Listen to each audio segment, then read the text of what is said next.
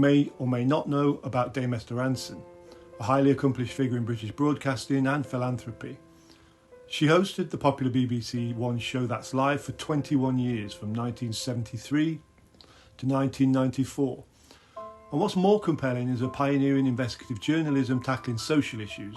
As an advocate for social issues, she established Childline in the UK in 1986, offering support to children and young people facing problems. She also founded the Silver Line in 2012 to combat loneliness amongst older adults. Hello, welcome to the Silver Line Helpline, the helpline for older people, which is free, confidential, open 24 hours a day, and offers information, friendship and advice.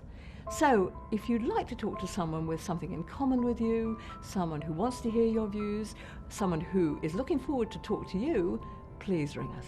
Give us a go. I hope you'll like us. Today, as an older adult herself at 83 years of age, Dame Esther Rantzen is tackling her biggest challenge, stage 4 lung cancer. She's opened up to the media that she has joined Dignitas in Switzerland for assisted death if her treatment fails the next time. Her decision for assisted death is the topic of today's video.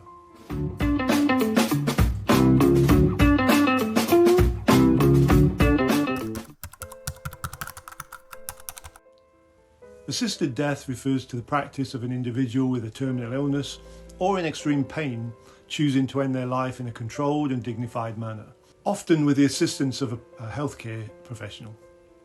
This is typically done through the administration of lethal substances.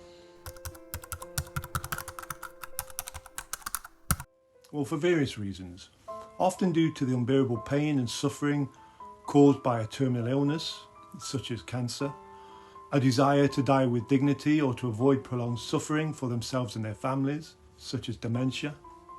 And in the case of Dame Esther Rantzen, fighting stage 4 lung cancer has become an unbearable physical and mental agony.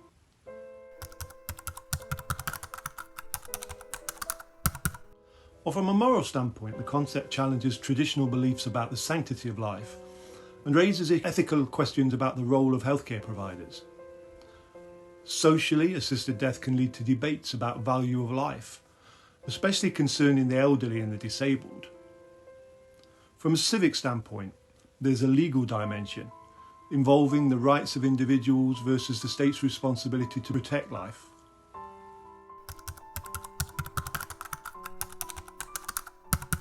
The process of assisted death, as chosen by Esther Rantzen, is technically very simple, but to a human emotion, very painful.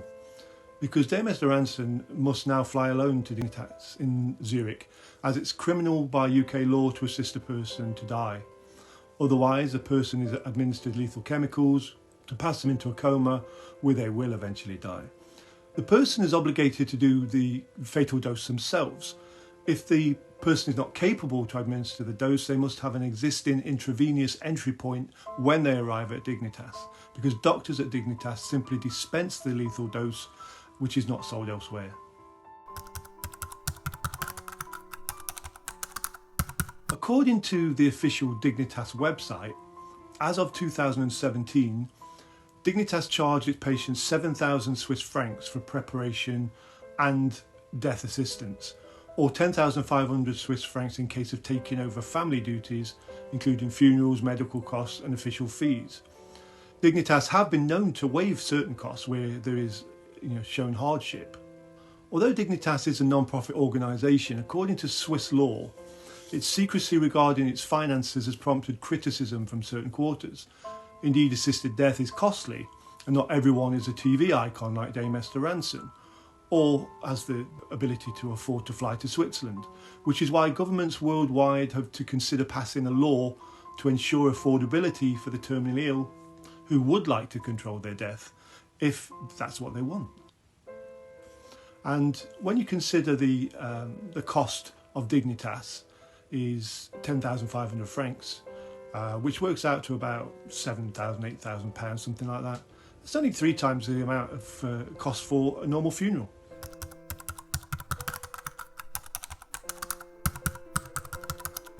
There's New Zealand, there's Australia, Canada, Oregon, Washington, California.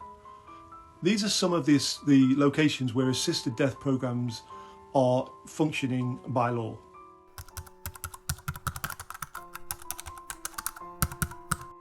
I would hope personally that assisted death is legalised in the UK through a legal precedent, which will make it affordable and eliminate hassles for terminally ill people and their families to find this solace they require. From a psychological point of view, humans love to be in control of their own situation. So when a terminally ill person or a person cannot live an everyday healthy life and has no quality of life on their own terms, they like to assert control over their death. They should be allowed it. It grants them emotional assurance and dignity, because we all have to die. And when it is our time, will it be voluntary? We should have voluntary opinion, in my opinion. Some of the major arguments against this argument are temporary illness affecting capacity, can seem long-term, and then there's coercive and manipulative partners that could convince individuals that assisted dying is a correct choice for their own nefarious reasons. What's your take? Let me know in the comments.